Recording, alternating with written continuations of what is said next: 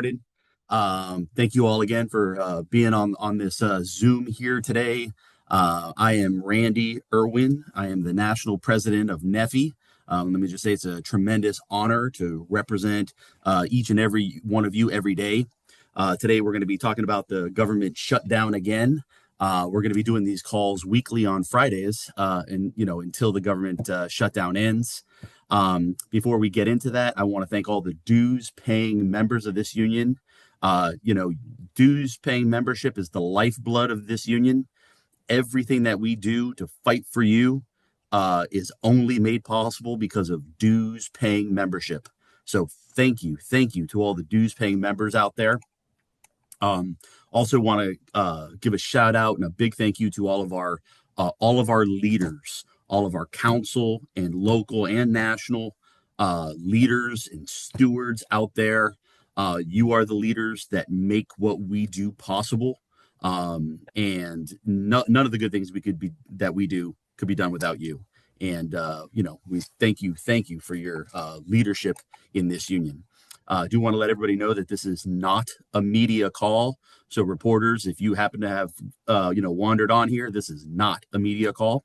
We're talking internally to NEFI IAM members. I do want to, warn everybody that we will be touching on politics today. This government shutdown is rooted in politics and happening because of politics, so we can't avoid the subject. That being said, I want to remind everybody that NEFI IAM is the most bipartisan union that you will find in America. We work equally with Republicans, Democrats, and independents to advocate for federal employees, and we do a tremendous job of it. So thank you very much, and we want to make it clear that members of all political backgrounds are welcome in this union. We pride ourselves on our diversity, and everyone is welcome in this union. So we are going to be taking. So last week we had to have a little bit of a shorter a call. Today we're going to do 45 minutes. We're going to do the presentation portion should be about a half hour, and then we're going to try to take 15 minutes of question and answers. But either way, we will go on to 1:45 p.m. today. Just so you know, we'll go on to about 1:40. That's Eastern time. We did receive a number of questions that folks had already submitted. So for everybody who submitted questions, thank you for doing that. We'll try to address all of those. And if you want to submit questions, if we kind of get through them, we might be able to take more. And of course, we'll follow up with answers to questions afterward if we don't get to them on the call. But you can email Matt Dorsey at mdorsey@nffe.org. mdorsey@nefi.org. We'll take questions at the half hour at 1:30 p.m. Eastern, thereabouts. And so you can submit questions there. Hopefully we can get to them. Okay, so I think that's it for announcements and background there. So here we are. We're currently in day 10 of this government shutdown. Today is a really bad day because federal employees are starting to miss out on pay today. NEFI IAM members and civil servants across the country are feeling the pain of their pay being suspended due to the government shutdown. Hundreds of thousands of federal employees will now be at risk of not being able to pay for food, medications, childcare, and other basic necessities for them and their families. Others will be at risk of default on rent, car loans, and other payments. This shutdown simply cannot continue, for a long duration. America's federal workers deserve far better than they are getting right now. It is clear to me that congressional leaders are far more concerned with playing politics than they are in reaching an end to this government shutdown. House Speaker Mike Johnson inexplicably this week sent the House of Representatives home when our nation is in the midst of a crisis. This amounts to him taking his ball and going home. And if that strategy was going to work, if he thought that that strategy was going to work in getting an end to this shutdown, it would have worked already, but it hasn't. Okay, so Speaker Johnson needs to get real about what it's going to take to end this government shutdown. The strategy of stonewalling bipartisan negotiations while threatening federal employees with unlawful actions needs to stop. Federal employees already earn 25% less than workers in the same jobs in the private sector. A single lapse in pay can be catastrophic for civil servants who dedicate their careers to serving the American public.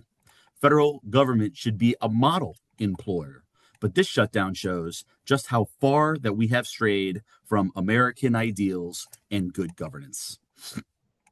As this shutdown continues, the American people will begin to face consequences of Congress not doing their jobs. The infrastructure holding our country together will begin to break down. When federal workers can't do their jobs, essential services will be reduced, delayed, or halted altogether. Local economies will suffer. Veterans will go without the care that they need and earned with their service. Our troops will go unpaid. Our public lands will be made inaccessible and stop being maintained. And the safety of the American people will be threatened. We cannot sustain this shutdown for a long period of time. We cannot allow it to happen. American families are suffering because federal workers are being used as bargaining chips in a reckless political game. And the government shutdown must end now. So right now, that's exactly what we're calling for. We're calling to urge Congress, congressional leaders, and the White House to immediately begin negotiating in good faith to reach a bipartisan spending deal that will swiftly end the government shutdown. Okay, we're calling on both houses of Congress, both Republicans and Democrats, and the White House. All of them need to get together and come to an agreement. I want to ask each and every one of you to contact your members of Congress in the next day or two. Okay, get involved and make those calls. Do it on your own time, using your own phone, computer, or other device, and demand, politely, but demand that your House rep and both your senators take action to end this shutdown. You can call your congressional representatives at the Capitol switchboard. Here's the number: 202-224-3121. Again, 202-224-3121. Please put that phone number there in the chat, if you would. Matt, please. Got it. The message is simple. Do your job. Fund the federal government. Do not let fringe members of Congress with no interest in governing keep that from happening. It is also important that we express righteous indignation about the illegal threats that are being made to federal employees. President Trump and his Republican, in fairness here, okay, again, in fairness, it is Trump and his Republican colleagues in Congress that continue to threaten and then defend widespread firing of federal employees during this due to this shutdown. Okay, again, the law is very clear that this administration has no new authority to engage in mass layoffs or rifts as a result of the government shutdown, yet they are saying that they are going to do this anyway. And I haven't seen a single Democrat say that. Not trying to get partisan here, but it is the president saying it, and it is Republicans in Congress defending what the president is saying on that. Okay, and it's just wrong for him to be making that threat, which is illegal.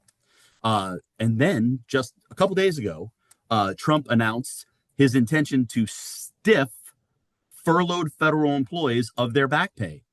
Okay. This is a law that got passed in 2019. Trump signed it into law himself.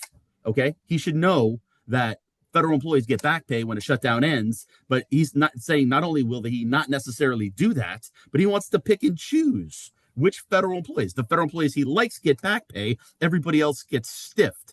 Okay, that's illegal.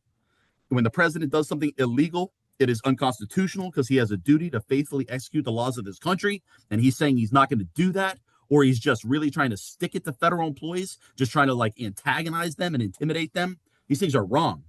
Okay. And we are calling the president out and his kind of enablers in Congress about the garbage being perpetrated on federal employees right now, in this crisis. So it's yet another example of Trump's willingness to break the law and use federal employees as pawns in his political game. Because let's not forget, just a few months ago, he has made an attempt to take collective bargaining rights away for over 1 million federal employees, and he's doing that illegally. So let me be clear. The law leaves no room for ambiguity. Every federal employee must receive back pay when this shutdown ends. And neither Trump nor the director of OMB, this Russell Vogt character, can override that law. So I just want to say, more broadly, we are getting into a very dangerous place in this country when the president of the United States doesn't think that he has to follow the laws that are written in plain English. Or worse, he thinks he can give back pay to the federal employees that he likes and stiff the ones that he does not. The president is here to serve the American people, not make a mockery of our Constitution, not use the treasury, the people's money, to reward his perceived friends and exact revenge on his perceived enemies. We have never seen that in this country, and it absolutely has to stop. We cannot go down this road of the president targeting people that he doesn't like, particularly hardworking federal employees that are just there. Their only crime is wanting to serve the American people. They should be praised. They should be put up on a pedestal for their service every single day, and instead they're being treated like dirt. And we are calling out all of our elected leaders who are going down that road. Brothers and sisters, I am so sorry that everyone is going through this. We are fighting like hell to bring this shutdown to an end as quickly as we possibly can, I promise you. So hang in there. I do want to thank everybody. Now, last time we were on this call, we said that we were going to put out a survey, and we put that out this week. We've gotten some tremendous responses. I got a printout here, 85-page printout of all the responses that we've had so far to that survey. Okay, and I just want to say, if you haven't done it yet, please do it. This information is solid gold to us. We're trying to advocate for you, in the media, on Capitol Hill, you name it. We got to defend federal employees or they're going to get thrown under the bus. But we need real stories. We need to know how it impacts you, how it's impacting your family, your community, how this shutdown is impacting the critical services that you provide. If it's just generic, we're not able to break through. If we got specific examples that can touch people's hearts like they should be, or put a little fear into people about some terrible things that could happen if we have breakdowns in services, things that could put the population at risk. We need to know what those things are so that we can communicate those things and hopefully get some sanity in this city, in Washington here, and get these people to finally come together and get a spending bill done. So please, if you haven't filled out this survey yet, please do right away. Matt, if you could put a link to the survey into the into the little area there, I'd appreciate that, into the chat. And then last thing I would say is, we want everybody to call Congress, but, if you're in touch with, at the local level there, because we're in the middle of a shutdown, it is a really good time to get with your coworkers, get a little delegation together, and go in and meet with your members of Congress. It's a really, really good time to do that. They gotta see your faces. They got to know what's happening. Now's the time to be telling your stories, and for them to have to look you in the eye and defend some kind of preposterous positions being taken by some to avoid some meaningful negotiation that is going to lead to the end of a shutdown. And so we got to hold our elected leaders accountable, and we got to look them in the eye and speak truth to power, because if not, this thing could go on for a really, really long time, and I'm worried about that. And so, I hope you all will do that. Anybody who needs help, please contact Neffy National. Our legislative team will be happy to help you set that up and prepare you with talking points and all those sorts of things. But we need to be weighing in with our members of Congress right now. So with that, I am going to turn it over to Matt, who's going to moderate the rest of our discussion. Take it away, Matt. Yeah, so good afternoon and good morning to those out west. My name is Matt Dorsey, and I am NEFI's legislative director. So not a whole lot has changed since our last meeting on Friday, because as Randy alluded to, Speaker of the House Mike Johnson canceled scheduled business indefinitely, and he hasn't considered any compromise from the other side of the aisle. However, I do want to clear up just some misconceptions that folks have shared with us. So just to be clear, NEFI's stance regarding this shutdown is that Congress should reopen the government as soon as possible. Our very first job as your union is to protect your safety and your security. That means ensuring folks keep their jobs and receive the pay that they've earned. We're not advocating for the continuing resolution as is. We know that this would remove any leverage for those in Congress who support federal workers. We are instead lobbying for a funding deal that protects federal workers and agency budgets. The other items that Democrats are holding out for are vitally important for many Americans, but our job as your union is to ensure that federal workers' rights and jobs are protected. So that's what we're pushing for in ending the shutdown. Outside of our activity in Congress, it's really critical that we share the voices of our members and make sure the American public understands the impacts of this shutdown. We've been super active on national TV and major print media, social media. We've been attending rallies, and we are planning, more should the shutdown continue. So with that, I'd like to share a video that has gotten a lot of attention on Instagram and Facebook. We believe it sends the right message to Congress and the public. Let me just pull that up here.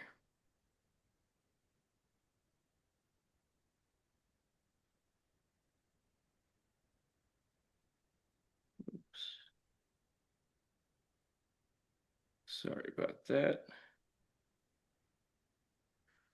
Having trouble getting to, there we go.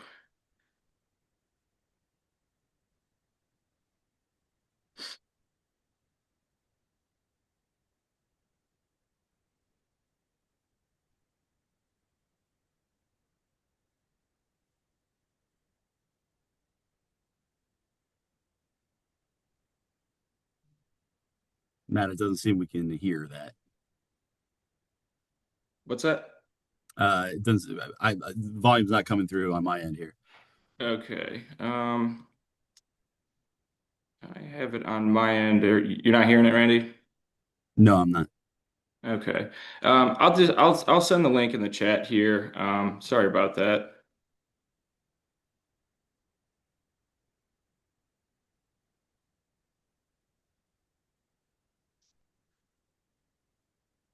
Um, okay, well, outside of NEFI staff speaking with the media, we're looking for union members who would like to speak with the media about, workers' experience during the shutdown.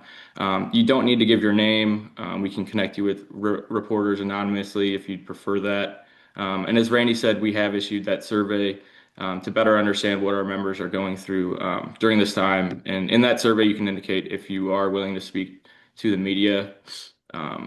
And I would just like to touch on one other thing regarding threats to back pay. We are working on a bipartisan letter to tell President Trump that he must give furloughed workers the pay they've earned. In 2019, NEFI helped write and pass that legislation, which gives workers back pay. There were only 7 members in all of Congress who didn't vote for that bill. And so for President Trump, he signed it himself. So for him to, threaten not to abide by his own law is just ridiculous. So we're going to make sure that, furloughed workers' right to back pay is protected. And that's really all I have, Randy. I think we can turn it over to Jeff for a legal update now.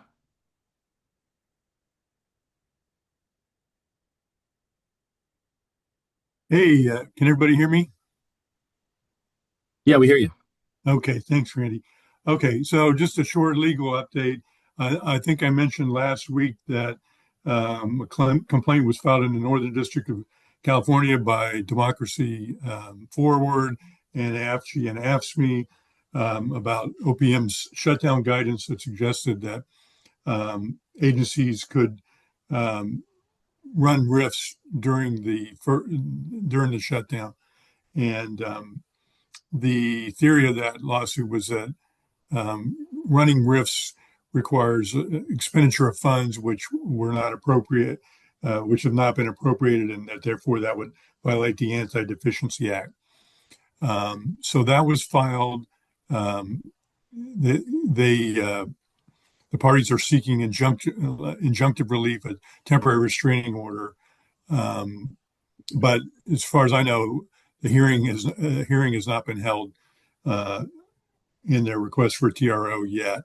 There was a meeting with the unions on Monday, and there was talk about that we're going to see how things develop with that. And with some of the other issues, we've had multiple lawsuits filed in different courts, and we might do something like that, or we might also, they might have been their complaint and add different parties in, but that strategery has not really been developed fully yet, but we're talking about that. And also, seems like they're so far Voight and Trump are holding off on actually doing that, or as far as the current reports. On a couple of other issues, one was there was at least one agency where folks out, it was Department of Education, I think, that their outgoing messages were changed to a partisan message. And so AFG filed a complaint about that in the district court in DC. And then that is pending. And there were a number of agencies, including some where NEFI members are, like in the Forest Service and in HUD, where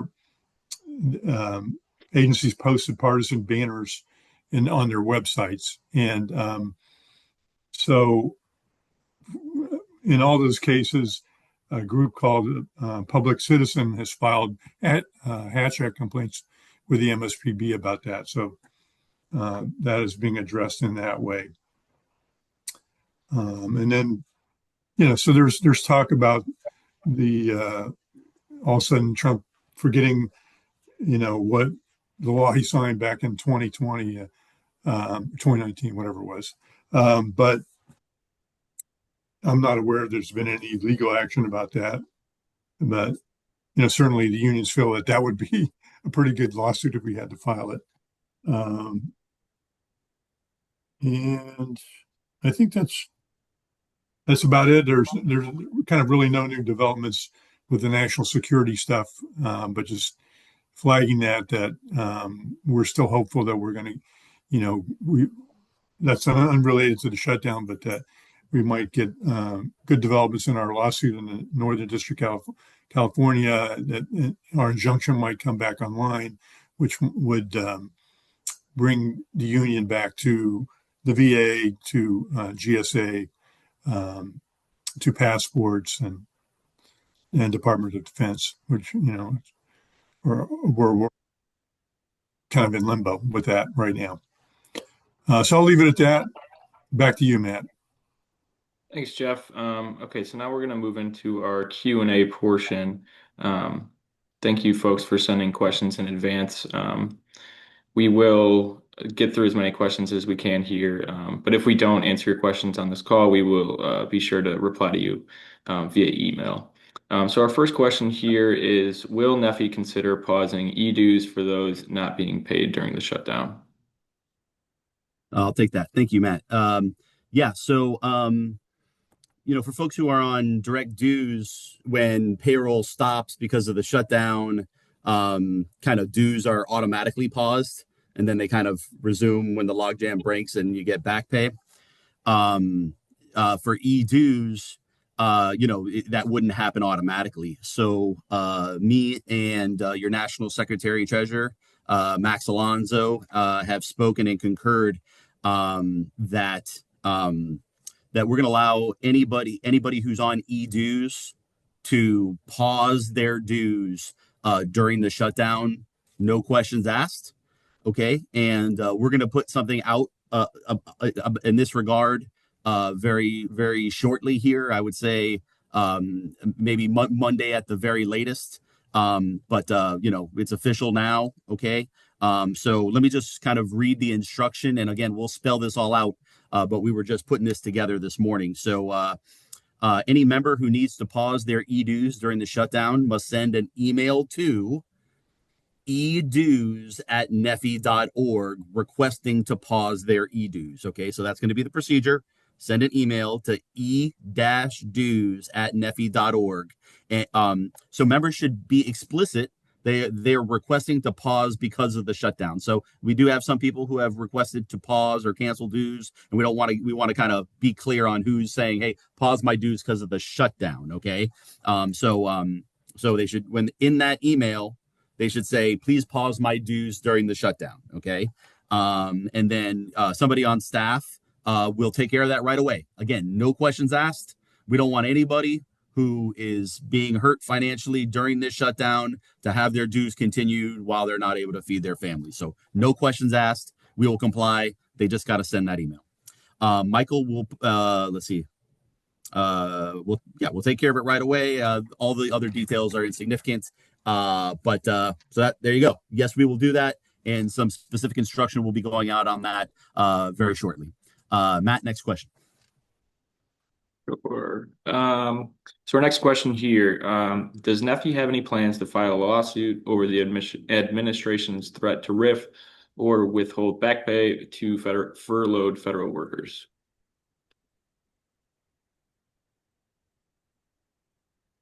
As I mentioned in my presentation, we're in consultation with the other unions, and it may be that we would join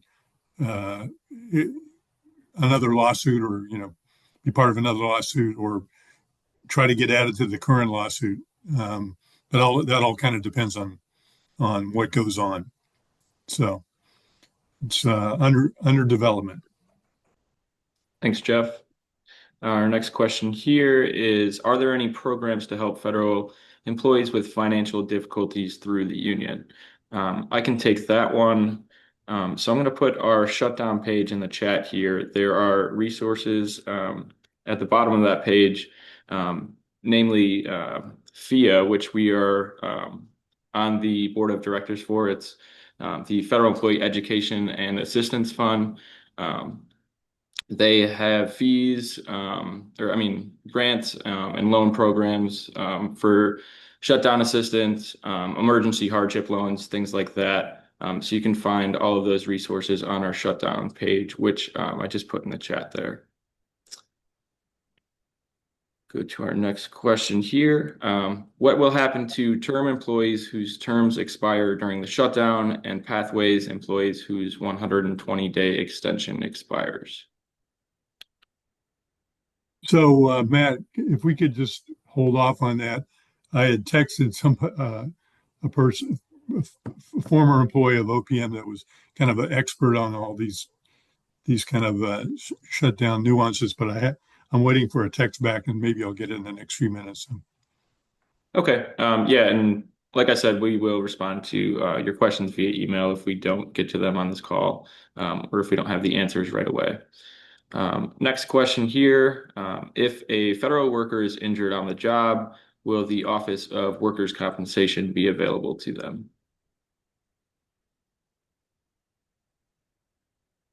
So, I would say it's open, but I'm not actually sure what is the, what percentage of the employees have been furloughed, and certainly with all the agencies where they have a lot of people that have been furloughed, then that affects their responsiveness. So, I believe you could still file a claim, but how quickly it's going to be addressed during the shutdown, I assume it's going to be not as quickly. Yeah. The Department of Labor, workers' comp is under Department of Labor, and 76% of workers were furloughed at Department of Labor. So I think it's highly likely that workers' comp would be, you know, significantly set back due to furloughs. Okay, next question here. Jeff, I believe you may have touched on this, but we can go over this again. Aside from waiting on individual or class action litigation to work its way through the court systems, is there any immediate recourse or assistance for affected employees if their rights get violated? For example, not receiving back pay, being riffed, not accruing leave hours for time worked during the shutdown. So I would say those things are largely, going to be addressed either in lawsuits or, going to be taken care of. But I would just urge anybody who has a particular issue to get in touch with their business rep, and then they can, address that through channels through NEFI, and if there's something that we need to do something for an individual, we can do that. Thanks, Jeff. Next question. Can you explain the impact of the shutdown for employees who are subject to the executive order prohibiting collective bargaining versus those at agencies that were excluded from that executive order?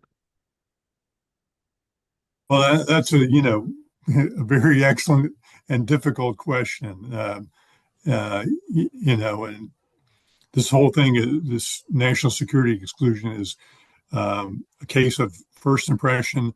All these different agencies have had unions for like 60 years, and now it's taken away. But it's, depending on what the various courts decide, it's on again, off again. But for those places that have had their collective bargaining rights taken away, if while injunctions are paused, then they don't have the ability to file a grievance, and so if somebody's getting riffed, there's and they have a union, then there's it depends on their collective bargaining agreement whether they would file a grievance or whether they would go to the MSPB.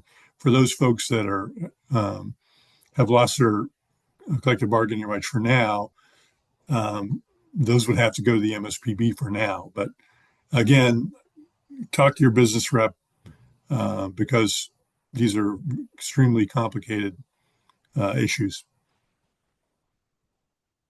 Thanks, Jeff. Just going to pull up my email to see if we got any questions while we're on the call.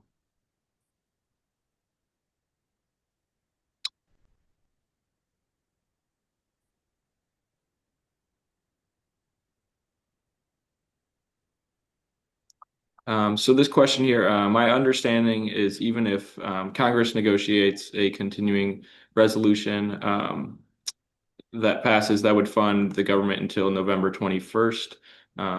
What is there to prevent another shutdown at that time? I'll take it. There's not. When they don't pass annual appropriations, they're supposed to pass appropriations bills by the end of the fiscal year, and Congress has, not just gotten out of the habit of it, but they're not even coming close to meeting those deadlines anymore. And so when they, whenever we reach the end of the fiscal year, we're at risk of going into government shutdown. And then when they are passing these short-term continuing resolutions, anytime that one of those expire, we're at risk of that again. And so, they're kicking the can down the road in these short-term things. And I should say another thing that Speaker Johnson is saying is he's saying, hey, we're not going to, we can't negotiate until the government reopens. Well, in truth, these Republicans aren't ever reaching bipartisan they're not negotiating with Democrats at all. They're doing everything one-sided. So the kind of idea of, open up the government and then we'll negotiate, they don't ever plan on negotiating. And so, there's going to be no checks on the president and the terrible things that they're doing to federal employees and the civil service. And there's all those things related to healthcare and things like that, that are a major concern and will spill over to us. News just broke today that federal employees are seeing a 10% increase in their healthcare premiums. All of those things are related. And, bottom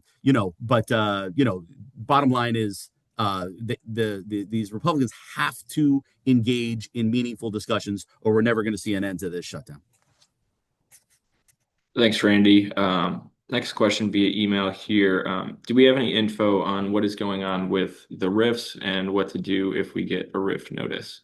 I'm sure, folks have seen that Trump and Russell Vogt have, said that they've started RIFs and that they're substantial. Do we have any info to share with folks on that?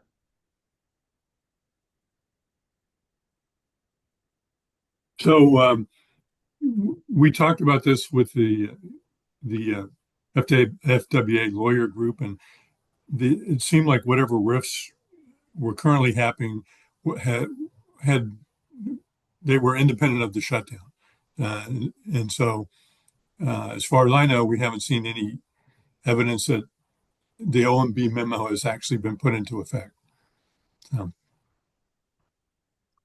Thanks, Jeff. Got another question here. But we do need, if anybody gets a RIF notice, Neffy National needs to know right away. So send it to your business rep, send it to, Neffy headquarters. If there's any RIFs happen, we need to know instantaneously, because that will trigger a real escalation of what we're seeing. It is one thing for them to make idle threats, as illegal as those threats may be, and again, when the president has a constitutional duty to faithfully execute the laws of the country, and those laws are as clear as day. And so it's one thing to kind of threaten those things.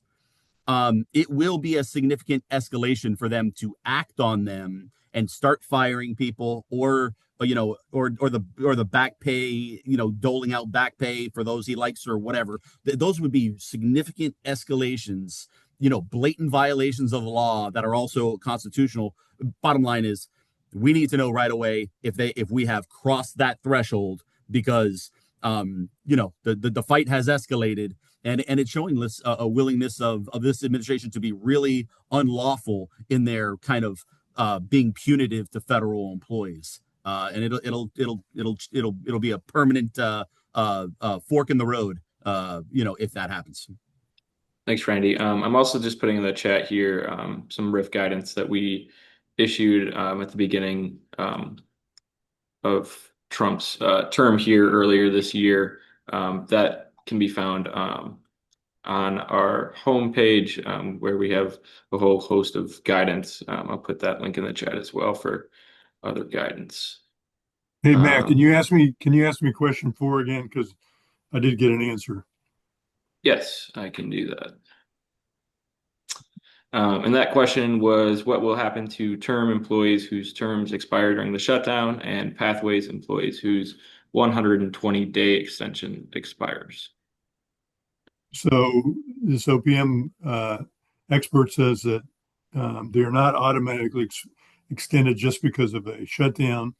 And though it's not addressed in the OPM shutdown guidance, that guidance does discuss the probationary period ending during a shutdown. So the best guess is that an agency could choose to extend pathways or term appointments, but they wouldn't have to. Thanks, Jeff. And we did have one question about how to contact your business representative. I'm going to put the link to our business reps in the chat here, just so everyone has that. We received one question in the chat. Can a person who was furloughed be given a RIF after the government shutdown ends, rather than be brought back to work if they were classified as non-essential?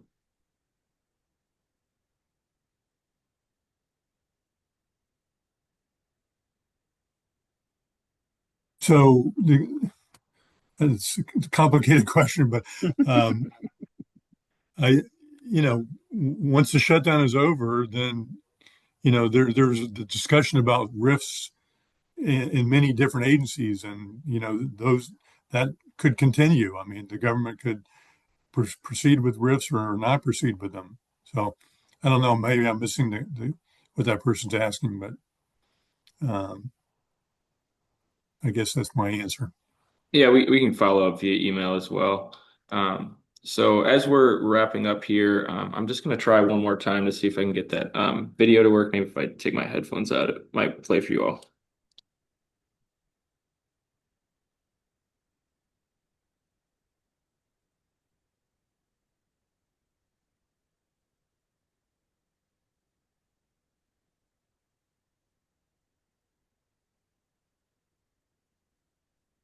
If you don't follow the law. Just bear with me a moment.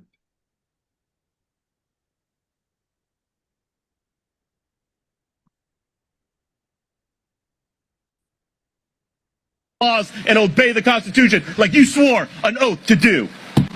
The president came out just yesterday, okay, and he says, I'm going to pick and choose which federal employees that I give back pay to. Okay, so once again, he is indicating that he's going to violate the law and do something that's unconstitutional and despicably, not treat people fairly like we should in this country, okay, but decide, pick and choose whether he's going to give back pay to the federal employees that he likes. The president, his job is to serve this country, not treat the U.S. Treasury like his private piggy bank. That's the American people's money. How dare you go out there and say, I'm going to give back pay to the people that I like and not for the people that I don't like. We are in a dangerous spot in this country when the president thinks that he can just, ignore laws that are written in plain English.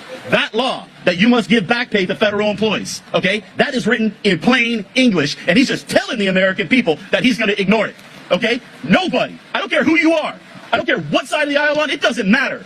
You got a constitution, you got to faithfully execute the Constitution, and he's ignoring it. And so both parties and every American should be furious with the threats that this president is making to federal employees in this country. Okay? So Congress, do your damn job. Yeah. Do your damn job and pass a budget. That's going to require a little compromise. Yeah. It's not a one-sided thing. If you don't have a bill, you haven't done your job. Yeah. So do your job. And this president, you better start obeying the Constitution. You better start obeying the Constitution. It's going to get real ugly if you don't follow the laws and obey the Constitution like you swore an oath to do. The president can't. All right. Glad we got that to work. Yeah, as I said, we will answer questions via email if we didn't get to them today. And this call will be recorded and posted on our homepage so that you can share it with folks who couldn't attend the call today. I'll turn it over to Randy. All right, folks. Again, so sorry that this shutdown is happening and continuing to go on and on. We're doing everything we can to stop this, but I thank you for all you do for the American people, all you do for your members. Thank you so much, and we'll talk soon. Hang in there. Bye, everybody.